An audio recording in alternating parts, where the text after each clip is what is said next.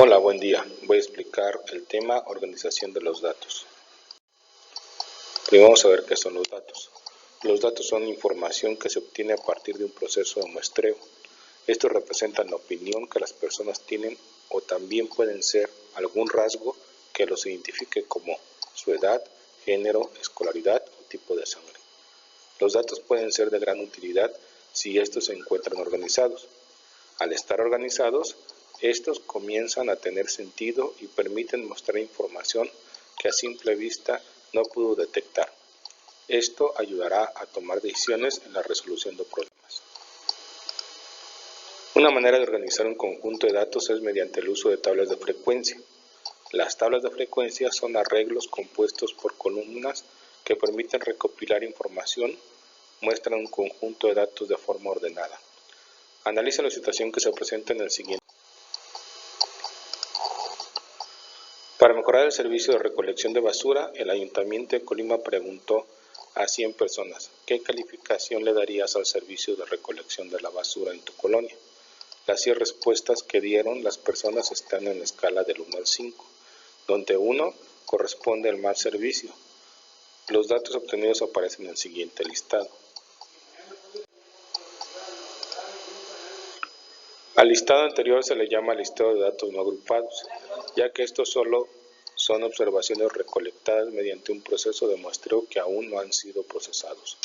Con solo estos datos no es posible apreciar información significativa que refleje lo que las personas opinan del servicio de recolección de basura.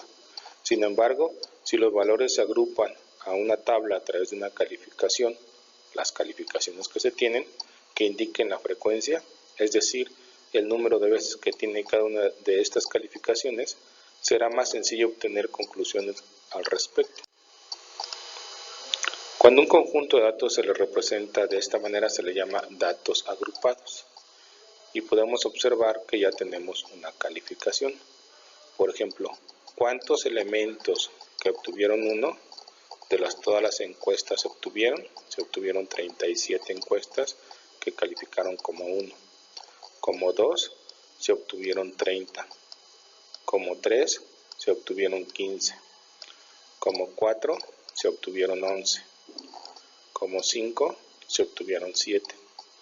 Podemos apreciar que el que más calificación obtuvo o más elementos tuvo fue la calificación 1, el segundo la calificación 2, el tercero la calificación 3, el cuarto la calificación 4 y el quinto elemento la calificación 1. Recuerden que la calificación 1 representa a mal servicio y la calificación 5 representa excelente servicio. En total tuvimos 100 encuestas que se realizaron. A la tabla anterior se le llama tabla de frecuencia. Esta se compone de 2 columnas. La primera incluye 2 o más categorías. En el ejemplo corresponde a la calificación dada por las personas. En la segunda columna aparece la frecuencia en que aparece en cada calificación. Al final de la tabla se suele colocar la suma de la frecuencia, siendo estas el total de la observación registrada. Con base a la tabla de frecuencia se tienen las siguientes conclusiones. La calificación que más predomina es 1. La calificación que menos predomina es 5. Menos del 10% de los encuestados consideran excelente el servicio de recolección de basura, ya que obtuvimos 7 encuestas que nos calificaron como 5. Casi el 40% de los encuestados consideran que el servicio de recolección de basura es malo, ya que se obtuvieron 37 encuestas que nos calificaron con 1. En el ejemplo anterior, es fácil notar que al agrupar los datos en una tabla de frecuencia, se obtiene la información que a simple vista no se aprecia. Para esto es necesario que todos los datos se agrupen al considerar un solo valor en cada clase. En ocasiones será recomendable utilizar un intervalo que agrupe las observaciones de cada clase, tal como se muestra en el siguiente ejemplo. Vamos a ver el ejemplo 1. Dice, el siguiente listado representa el número de pacientes que llegaron a recibir atención hospitalaria durante un mes.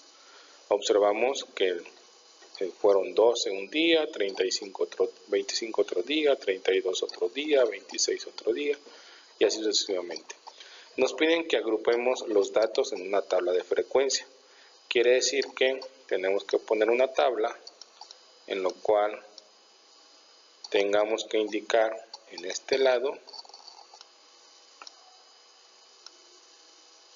el número, en este caso por ejemplo, cuántos se obtuvieron de 12.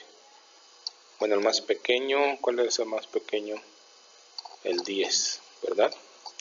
¿Cuántos días se atendieron 10? Nada más uno. ¿Cuántos días se atendieron 12? Que es el siguiente número. 12. Solamente se obtuvieron 1, 2 nada más.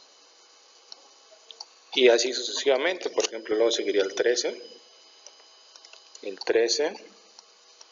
Y ese, ¿cuántos 13 hay? Hay 1, 2 nada más. Luego el 14.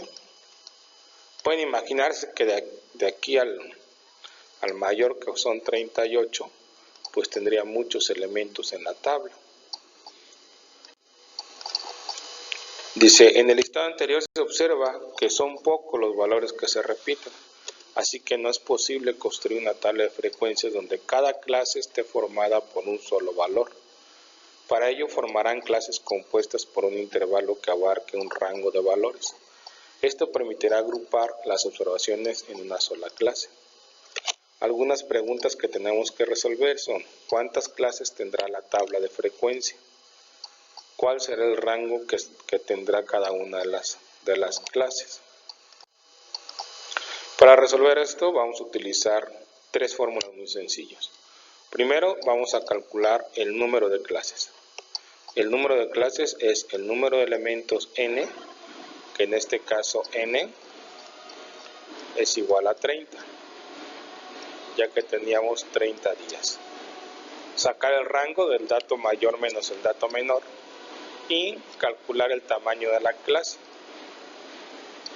Esta es la tabla que teníamos, como les decía, n vale 30, entonces para sacar el número de clases vamos a calcular la raíz cuadrada de n.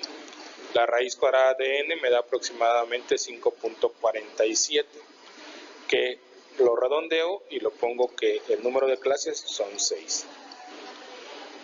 Después el rango de la muestra es tomar el número mayor o los elementos mayores menos el número menor, en este caso el mayor es 38, menos el menor que es 10, me da como resultado que el rango de la muestra es 28. Este rango lo voy a dividir entre el número de clases para calcular el tamaño de la clase. Me da que es 4.66, es aproximadamente 5 elementos. Y así me quedaría la tabla de frecuencias. Pondría el menor elemento, que es 10, y contaría 5. 10, 11, 12, 13, 14. Y los elementos que hay del 10 a 14 son 1, 2, 3, 4, 5, 6 elementos. Pueden observar que el 15 no lo tomé en cuenta porque ese está en el siguiente rango. El rango va a ser del 15 al 19. Ponemos 1, el 15. Siempre me voy al más pequeño, pero ustedes pueden comenzar desde el principio. 2, 3, 4, me faltó 1. 1, 2, 3, 4, no, 1 tampoco. Es 1, 2, 3, 4. Se me perdió un número del 15 al 19. Aquí está. 5. ¿Verdad? Y así sucesivamente tienen que contar hasta llenar su rango. Bueno, eso sería todo y esto nos serviría para hacer las prácticas el día de mañana. Mucho gusto.